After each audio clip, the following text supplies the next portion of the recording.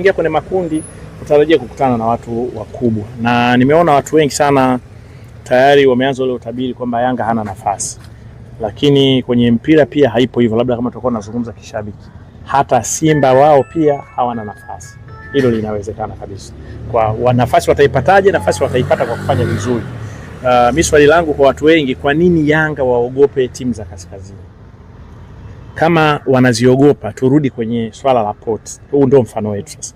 Kwamba JS Kabylie yuko poti gani? Poti namba 3. Yuko poti 4. Farabati yuko poti namba 3.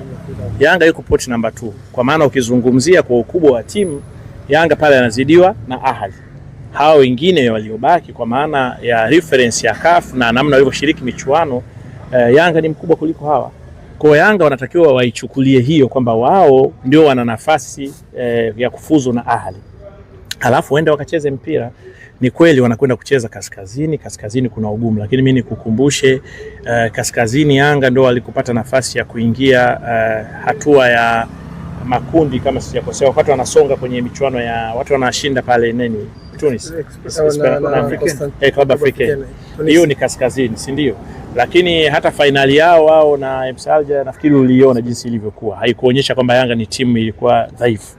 Kwa hiyo sioni kama kuna kitu kigeni kwa Yanga. Bado mimi naamini Yanga wanaweza wakafanya vizuri, lakini nategemea na wao wanaichukuliaje, kwa sababu kama Yanga watakwenda wanaamini kama watu wengine wanavyoamini, basi itakuwa kuna ugumu kwao. Mechi ya mwisho ya Yanga na Ahali hapo nakumbuka ilikuwa ngapi? 1-1. Ilikuwa ni 1-1. Kwa hiyo mimi sioni hiyo hofu ya wana Yanga au na watu wa mpira. Sema kwa sababu wamesema Waarabu. Lakini mimi najua katika nchi ambayo Waarabu wanateseka ni Tanzania. Aidha wakikutana na Simba, wakikutana na Yanga, na wao wanajua ugumu wao. Kama unakumbuka mara ya mwisho moja ya timu kubwa kabisa za Algeria, Belouizdad, si ndio? Walifungwa ngapi na Yanga? 4. Walifungwa 4 hapo. Na ndio Yanga wanafuzu moja kwa moja wakiwa wamebakiza hata na mechi moja.